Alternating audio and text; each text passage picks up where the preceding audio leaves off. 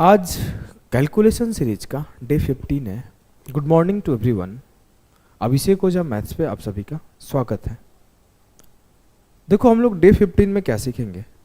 Day 15 देखो, जो day 16 मिलेगा ना, अभी आपको अल्टरनेट डेज पे मिलेगा। मतलब ये मंडे को सेशन मिलेगा जो कि मैं शूट कर रहा हूँ पहले ही, उसके बाद आपको वेंसडे को मिलेगा, उसके बाद आपको फ्राइडे को मिलेगा। मैं रीजन बता रहा हूँ कि देखो, एक मेरा अभी प्रारंभ बैच चल रहा है और एक मेंस बैच में बच्चे थोड़े नाराज हो गए थे। रीजन कि मेरे पास बीच में स्टूडियो गायब हो गया था। तो मैं कभी भी जो बच्चा मेरे से पढ़ता है उसकी जिम्मेवारी मैं अपने ऊपर 200% रखता हूँ, 100 नहीं 200%, कि मेरे भरोसे पे आए हो तो मैं आपको पढ़ाऊँगा।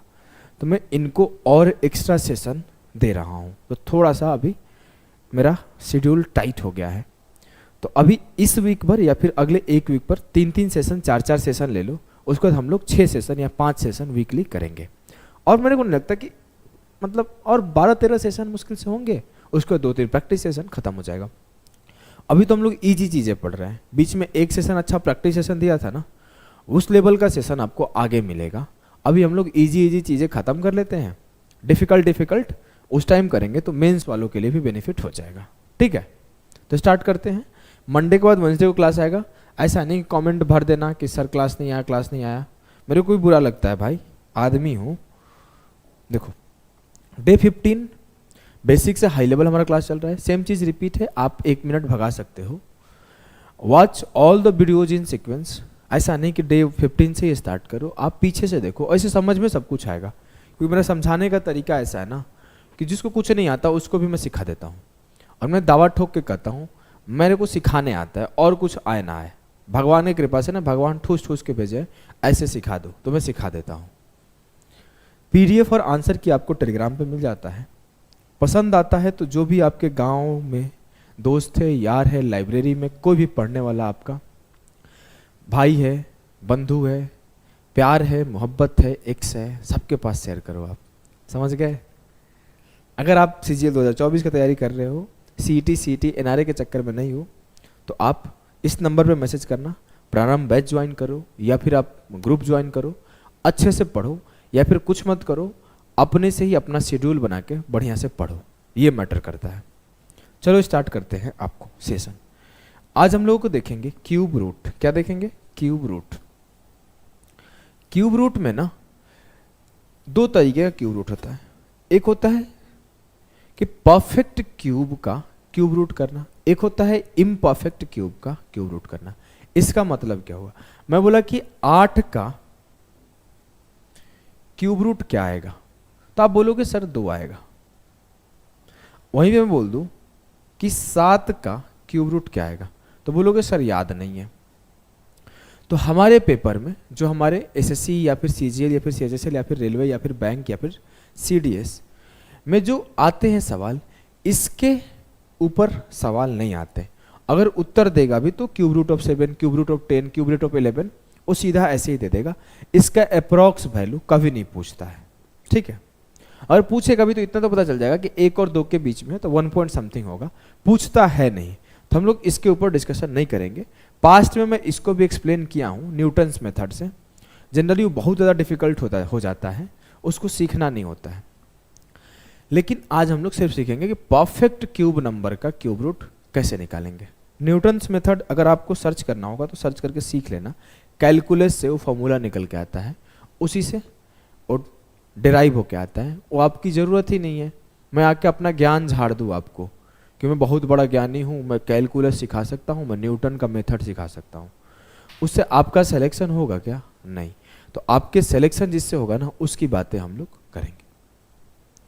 देखो आपको पहला चीज जो याद होना चाहिए वो ये याद होना चाहिए कि 1 से लेकर 9 तक सबका क्यूब याद होना चाहिए। रैंडम आपसे पूछो 8 का क्यूब क्या होता है? 512। 9 का क्यूब 729। 6 का क्यूब 216। 5 का क्यूब 125। एक चीज और नोटिस करोगे, सर ये जो क्यूब नंबर है, 3 का क्यूब इसका यूनिट डिजिट 7 आता है, 4 का क्यूब इसका यूनिट डिजिट 4 आता है, 5 का क्यूब इसका यूनिट डिजिट 5 आता है, 6 का क्यूब इसका यूनिट डिजिट 6 आता है, 7 का क्यूब 3 आता है यूनिट डिजिट, 8 का क्यूब 2 आता है, 9 का क्यूब 729 का 9 आता है। 1 से लेकर 9 तक सारे के सारे नंबर को क्यूब करने के बाद डिफरेंट नंबर यूनिट डिजिट पर आ रहे हैं, ऐसा कोई सिमिलर नंबर है नहीं। बोलोगे जी सर। तो पहला सवाल आपके सामने है, इस चीज को ध्यान रखते हुए कि किसी भी नंबर का क्यूब करने पर वो डिफरेंट नंबर यूनिट डिजिट पर आता है। अगर मैं बोल दूं 2197 का क्यूब रूट क्या होगा, तो आप क्या करोगे बताओ जल्दी से। 1728 का क्यूब रूट क्या होगा बताओ जल्दी से।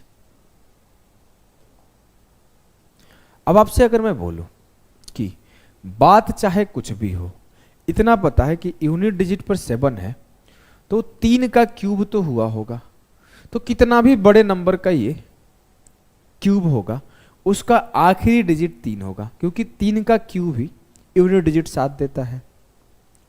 कितना भी बड़ा नंबर का ये क्यूब होगा, इतना पता है कि 2 का क्यूब ही यूनिट डिजिट 8 देता है, तो इसका 2 आएगा। चलो मैं एक और लिख देता हूं, कितना भी बड़े नंबर का क्यूब है, इतना पता है कि इसका जो उत्तर आएगा उसका यूनिट डिजिट 1 होगा, क्योंकि 1 का क्यूब ही यूनिट डिजिट 1 देता है। क्लियर है? बोलोगे जी सर। चलो मैं और लिख देता हूं 12167, 15625, 13824, एक यहां लिखता हूं 10648। सर कर क्या रहे हो? अभी बता दूंगा क्या कर रहा हूं, चिंता मत करो। अब मैं सिर्फ इतना डिसाइड करने सीख गया कि यूनिट डिजिट क्या आएगा। 7 है यहां पे एंड में, कुछ भी का क्यूब हो यूनिट डिजिट 3 आएगा। 5 है एंड में, किसी भी नंबर का क्यूब हो यूनिट डिजिट 5 आएगा। 4 है एंड में, किसी भी नंबर का क्यूब हो यूनिट डिजिट सर 4 आएगा, कि 4 का क्यूब 64 में 4 आता है।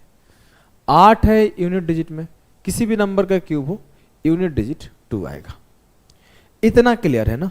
पहले आप कोई भी नंबर आपसे पूछा जाए कि क्यूब रूट क्या होगा, तो 1 सेकंड के अंदर बता दोगे उसका अंत में क्या आएगा। शुरू का पता नहीं है, मेरे को 10 डिजिट पता नहीं है, लेकिन ना फर्स्ट डिजिट पता है कि क्या आएगा। बोलोगे एकदम, इतना क्लियर है।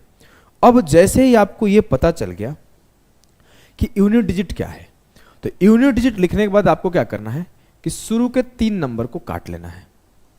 मतलब इस 3 नंबर को भूल जाओ, जैसे वो आपको भूल गई है। आप भले भूल नहीं पा रहे हो, रातें कट जाती है याद में, लेकिन यहां पे 3 नंबर को भूल जाना है। शुरू के 3 नंबर काट दिए? बोलोगे हाँ सर काट दिया। आपके कहने के अनुसार इसकी कोई इज्जत नहीं रखा हूं मैं, अब कोई इज्जत नहीं रखा हूं। कहीं पे भी कोई इज्जत है? बिल्कुल नहीं है सर।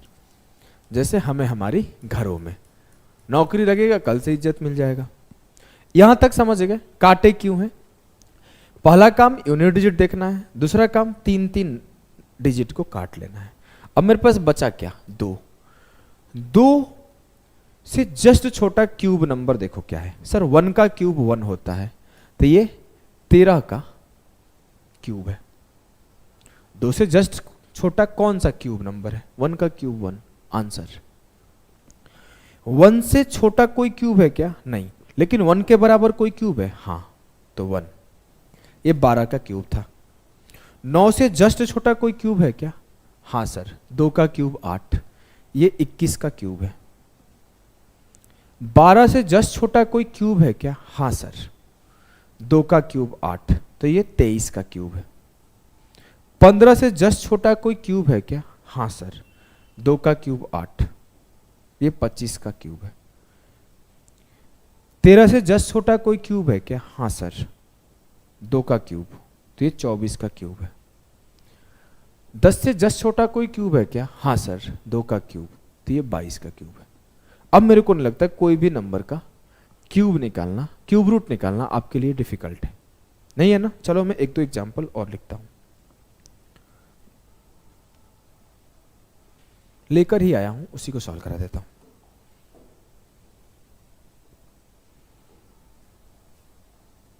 चलो मैं पहला सवाल सॉल्व करता हूं। 17,576, जल्दी से सॉल्व करो खुद से। 17,576, पहला काम क्या करना है सर, यूनिट डिजिट देखना है। 6 किस में आता है, 6 आता है 6 में, 6 का क्यूब, यूनिट डिजिट 6 हुआ, 3 डिजिट काट लिए। 17 से जस्ट छोटा क्या है, 2 का क्यूब, तो ये 26 का क्यूब है। अगला है 636056, 636056, 6 यूनिट डिजिट डिसाइड कर दिया, 6 होगा, 3 डिजिट में काट लिया। 636 से जस्ट छोटा या फिर 636 के बराबर कौन से नंबर का क्यूब है। मैं पीछे आया तो मेरे को मिला 8 का क्यूब 512 होता है, हाँ सर। 636 से जस्ट छोटा है, हाँ सर। तो लिख लो ना वहां पे, सोच क्यों रहे हो। ये किसका होगा, 636 से जस्ट छोटा कौन सा परफेक्ट क्यूब नंबर है, 512, वो 8 का होता है, तो 86। इस 4656 को सॉल्व करना है, 3 डिजिट काट दो, इससे यूनिट डिजिट डिसाइड हो गया, 6 होगा। 46 से जस्ट छोटा परफेक्ट क्यूब नंबर, 3 का क्यूब 27, 4 का क्यूब 64, ज्यादा हो जाता है। 3 डिजिट काट लो, 7 क्या देता है सर, 3 का क्यूब जो है वो 7 देता है, तो यूनिट डिजिट 3 हो गया।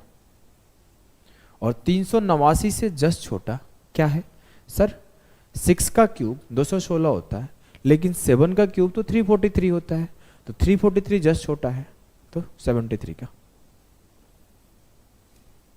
ठीक है। अब मेरे को नहीं लगता कि आपको कभी परफेक्ट क्यूब निकालने में, परफेक्ट क्यूब का क्यूब रूट निकालने में दिक्कत होगा, नहीं होगा ना। चलो तो आ जाओ, अब हम लोग थोड़े सवालों से खेलते हैं। कुछ लोगों को पता होगा सर क्यूब ओब का तो यूज क्या है, ये सीख के फायदा क्या होगा, कोई फायदा भी है क्या। तो लो एक सवाल आपका प्रॉफिट एंड लॉस का, डिस्काउंट का, जहां पे क्यूब का यूज है। जो क्यूब चैप्टर है और क्यूब रूट चैप्टर है, मैं ऑलरेडी बता चुका हूं। नंबर सिस्टम हो गया, एल्जेब्रा हो गया, मेंसुरेशन हो गया, ज्योमेट्री हो गया, ट्रिग्नोमेट्री हो गया, SICI हो गया, परसेंटेज हो गया, और आपका ये डिस्काउंट हो गया, इन सब में यूज है। परसेंटेज में कुछ नहीं बोलूंगा, बोलूंगा 3 बार ग्रोथ करने के बाद किसी गांव का जनसंख्या इतने से इतना हो गया, तो कितना परसेंटेज ग्रोथ है, खत्म। एक लाइन में सवाल फ्रेम करना है। एग्जामिनर देखो कैसे बोला है कि मार्क्ड प्राइस एक आर्टिकल का 8000 है, 3 सक्सेसिव डिस्काउंट दिया तो 6859 में सेल हुआ, बता दो पहला डिस्काउंट क्या है। अब इसमें मेरे जैसा आदमी है, वो सीधे देखेगा 20 का क्यूब है, 19 का क्यूब है, 1/20 खत्म। जो मेरे से पढ़ा है वो भी ऐसे ही सॉल्व करेगा, नहीं तो जो सर से पढ़ा है ना कोई, तो स्टेप लिखते जीवन बर्बाद कर लेगा। सोचेगा करूं क्या, अब तो मेरा क्या होगा, मेरे को तो याद ही नहीं है। अभी देखो मजा आएगा।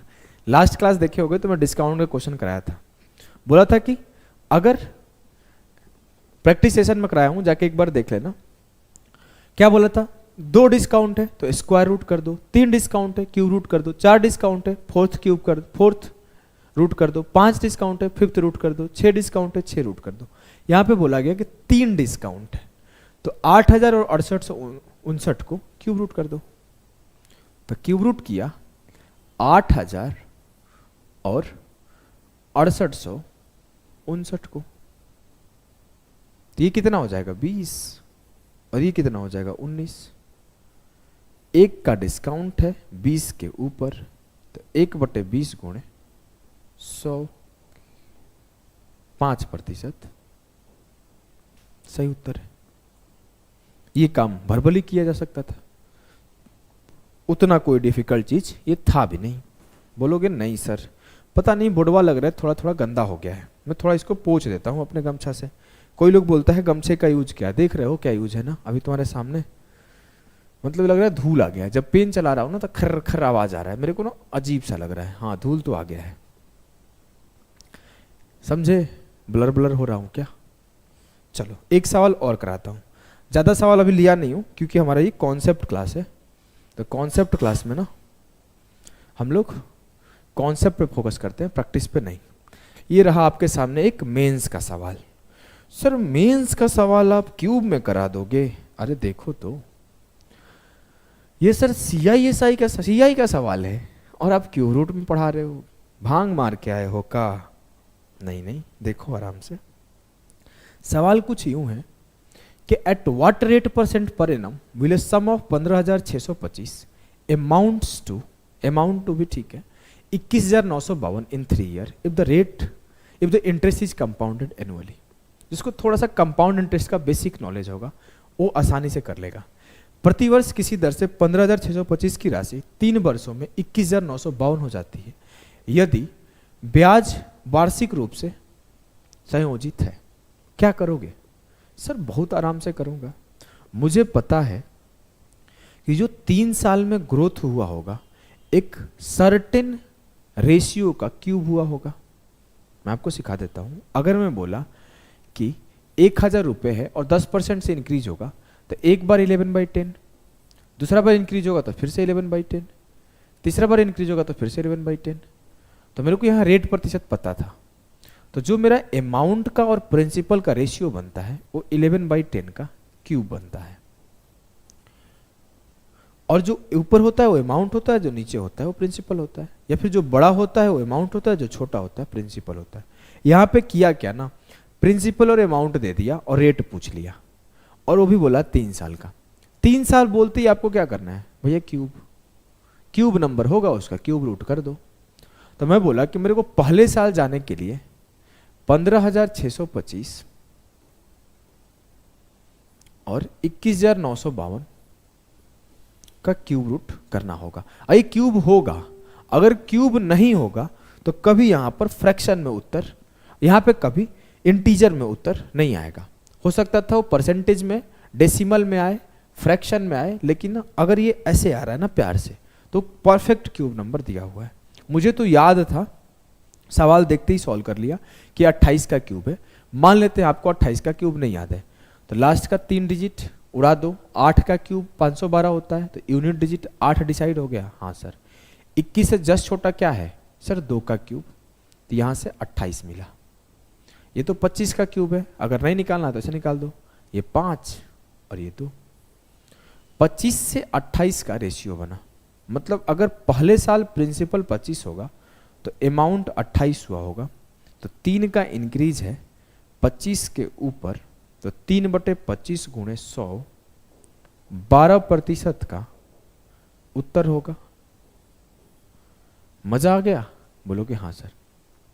मैं चाहूं तो आपको बहुत सारे और सवाल करा सकता हूं। चलो एक सवाल लिख देता हूं, एक अलजेब्रा का सवाल लिख देता हूं, लेकर नहीं आया हूं, मेरे दिमाग में आ रहा है तो लिख देता हूं। चलो अगर मैं लिखूं x√x बटे 19 बराबर 91/x√x, फाइंड x। कमेंट करके बताओगे? छोड़ देता हूं, चलो मैं कमेंट करने के लिए आपको दे देता हूं। फाइंड x आंसर कमेंट करके बताना क्या आएगा। सॉल्व हो जाएगा आप लोगों से, मेरे को नहीं लगता सॉल्व हो पाएगा, फंस जाओगे। डेटा हार्ड हो गया है, डेटा आसान कर देता हूं। वो परफेक्ट क्यूब नंबर नहीं लिखा था मैं।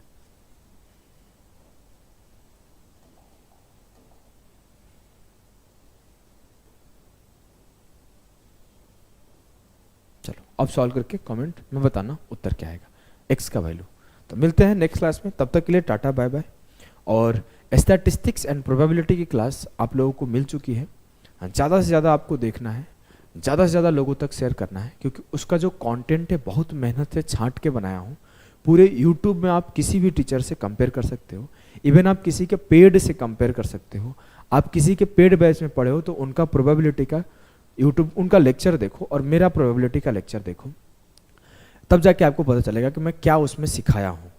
अगर आपको लग रहा है कि मैं अच्छा नहीं सिखाया तो आप आगे कम से कम नेगेटिव कमेंट तो कर जाओ कि सर ये कमी है आप में, तो फिर मैं उसको इम्प्रूव करूँगा। नहीं तो आप अगर लगता है कि हाँ सच में मेरी मेहनत है, उस मेहनत की रिस्पेक्ट होनी चाहिए, तो आप ज़्यादा से ज़्यादा लोगों तक शेयर करो। मिलते हैं नेक्स्ट क्लास में, तब तक के लिए बाय बाय टाटा।